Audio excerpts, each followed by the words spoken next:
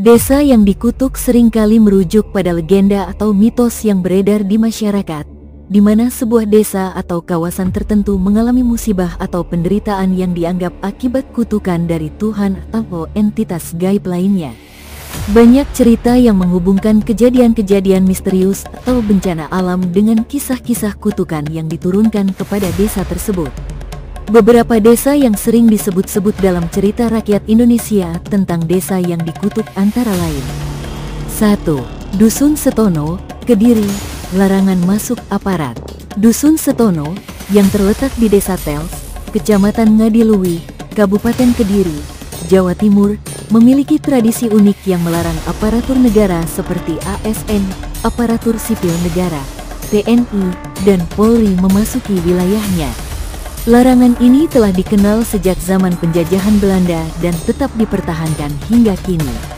Masyarakat setempat meyakini bahwa pelanggaran terhadap larangan ini dapat mendatangkan musibah, seperti sakit, kehilangan jabatan, atau bahkan kematian. Larangan ini tertulis jelas di plakat marmer yang dipasang di gapura masuk dusun. Larangan ini bermula dari cerita rakyat tentang Dewi Ambarsari, seorang perempuan cantik yang menolak pinangan seorang pejabat tinggi. Karena hatinya tersakiti, Dewi Ambarsari mengutuk siapapun pejabat pemerintah yang memasuki Dusun Setono akan mengalami musibah. Cerita ini dipercaya turun-temurun oleh masyarakat setempat dan menjadi dasar dari tradisi larangan tersebut. Meskipun ada larangan bagi pejabat tinggi dan aparat negara, kehidupan di Dusun Setono tetap berjalan seperti biasa. Warga setempat tetap menjalani aktivitas sehari-hari, dan beberapa di antaranya bahkan berprofesi sebagai anggota TNI atau Polri. Namun, mereka tetap menghormati tradisi dan kepercayaan yang ada di dusun tersebut. Larangan ini bukan hanya sekadar mitos, tetapi juga merupakan bagian dari Gugon Tuhon, sebuah tradisi lisan yang diakui dalam Undang-Undang Nomor 15 Tahun 2017 tentang Pemajuan Kebudayaan. Sebagai bagian dari warisan budaya, larangan ini dilindungi dan dihormati oleh masyarakat setempat. 2. Dusun Karangkenek, Situbondo, jumlah KK tetap 26. Dusun Karangkenek, yang terletak di Desa Olean, Kecamatan Panarukan, Kabupaten Situbondo, Jawa Timur, dikenal dengan mitos unik mengenai jumlah kepala keluarga, KK, yang hanya tetap 26. Jumlah ini diyakini tidak boleh bertambah atau berkurang, dan jika ada usaha untuk menambah jumlah KK, akan terjadi gangguan atau musibah. Mitos ini berkaitan dengan cerita Pangeran Tunggul Angin, seorang tokoh legendaris yang pertama kali menetap di Dusun Karangkenek. Ada dua versi cerita mengenai Pangeran Tunggul Angin. Versi pertama, Pangeran Tunggul Angin adalah keturunan keluarga kerajaan Adolang di Pulau Madura. Ia memiliki 30 murid, namun 4 di antaranya gugur dalam pertempuran dengan segerombolan orang dari luar Dusun Karangkenek. Versi kedua, Pangeran Tunggul Angin melakukan perjanjian dengan makhluk gaib di sekitar dusun tersebut. Ia memerintahkan 4 muridnya untuk meninggalkan Dusun Karangkenek, dan sejak itu jumlah kakak di dusun tersebut tetap 26. Kisah ini dipercaya turun-temurun oleh masyarakat setempat dan menjadi dasar dari tradisi larangan tersebut. Beberapa kejadian yang diyakini sebagai akibat dari melanggar larangan jumlah kakak di Dusun Karangkenek antara lain: seorang warga yang menambah jumlah kakak melalui pernikahan, namun tidak lama setelah itu, salah satu anggota keluarga meninggal dunia. Keluarga baru yang pindah ke dusun merasa tidak betah dan akhirnya memutuskan untuk pindah lagi, meskipun sebelumnya tidak ada masalah. Meskipun demikian, Kepala Desa Olean, Ansori, menjelaskan bahwa larangan ini tidak berlaku bagi warga asli Dusun Karangkenek yang kini menjadi aparat pemerintah atau TNI, Polri, asalkan mereka tidak mengenakan seragam dinas saat berkunjung. Meskipun dikenal dengan mitosnya, Dusun Karangkenek kini menjadi salah satu destinasi wisata unik di Situbondo.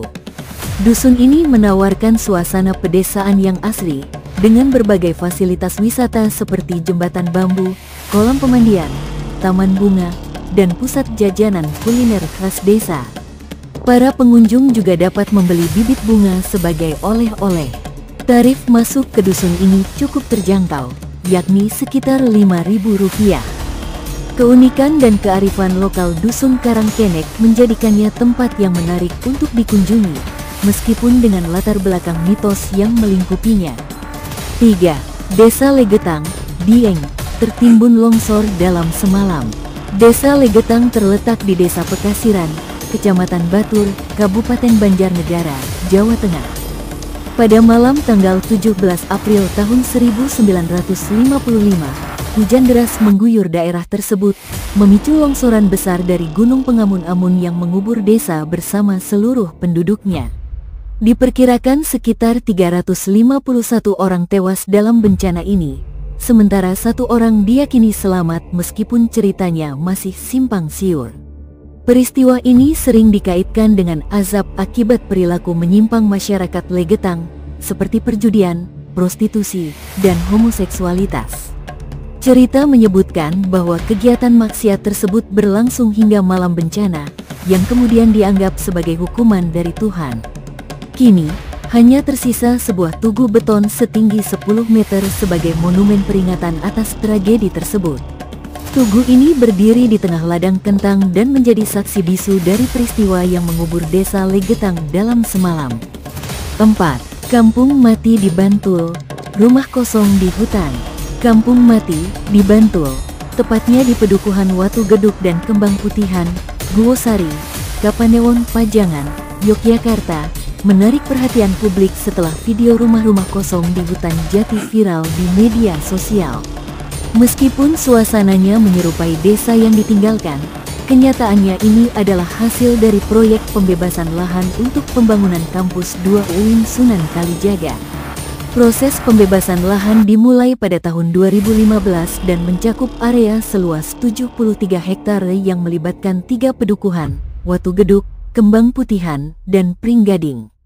Sebanyak 10-15 rumah telah dibebaskan, dengan pemilik menerima ganti rugi yang bervariasi antara 300 juta rupiah hingga 2 miliar rupiah, tergantung pada luas tanah dan kondisi bangunan. Setelah pembebasan, rumah-rumah tersebut tidak lagi dihuni karena hak atas tanah dan bangunan telah beralih ke UIN Sunan Kalijaga. Namun, hingga kini, pembangunan kampus belum dimulai, sehingga rumah-rumah tersebut terlihat terbengkalai dan sepi. Lokasi rumah-rumah kosong ini berada di tengah hutan jati, menciptakan suasana yang sangat sepi dan menyeramkan. Beberapa rumah bahkan diberi nomor menggunakan cat semprot, menambah kesan misterius. Spanduk dan papan peringatan dari UIN Sunan Kalijaga juga terpasang di sekitar lokasi, menegaskan bahwa area tersebut merupakan tanah negara yang dilarang dimasuki atau dimanfaatkan tanpa izin.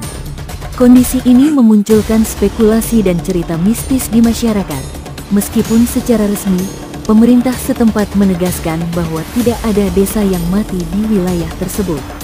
Lurah Guwosari, Mas Duki Rahmat, menjelaskan bahwa penghuni rumah-rumah tersebut telah pindah sejak tahun 2016 sampai tahun 2017 setelah menerima ganti rugi, dan tidak ada yang tinggal di sana sejak 2019.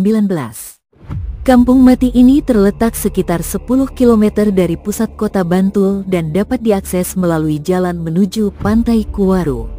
Namun, karena berada di tengah hutan jati, akses ke lokasi ini cukup terbatas dan tidak ada fasilitas umum di sekitarnya.